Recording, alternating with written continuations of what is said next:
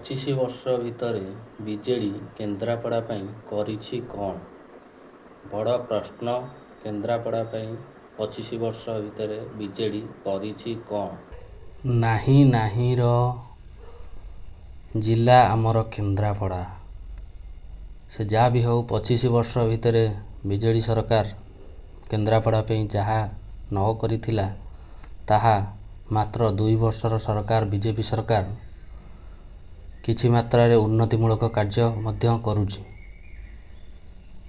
ଯେମିତିକି ଦେଖିବା multi specialist hospital, ବିଶ୍ୱବିଦ୍ୟାଳୟ, ଜାହାଜ ତିଆରି କାରଖାନା, ଇଣ୍ଡଷ୍ଟ୍ରିଆଲ କରିଡର, ଇଣ୍ଡଷ୍ଟ୍ରିଆଲ ଏରିଆ ମଧ୍ୟ ଏବଂ ପ୍ରଭୁ ବଳଦେବଜୀଉଙ୍କ ମନ୍ଦିରର ଉନ୍ନତିକରଣ, ଏଭଳି ଆହୁରି ଅନେକ କିଛି ବହୁତ ଉନ୍ନତିମୂଳକ କାର୍ଯ୍ୟକ୍ରମ କରୁଛି ଏବଂ ଆଗକୁ କରୁଥିବ। ତେଣୁ ଆମେ ବିଜେପିକୁ ଭୋଟ ଦେଇ କିଛି ଭୁଲ କରିନୁ। ଆମ କେନ୍ଦ୍ରାପଡ଼ା ଆମେ ଜାଣିଛୁ ଆଗରୁ କ'ଣ ଥିଲା।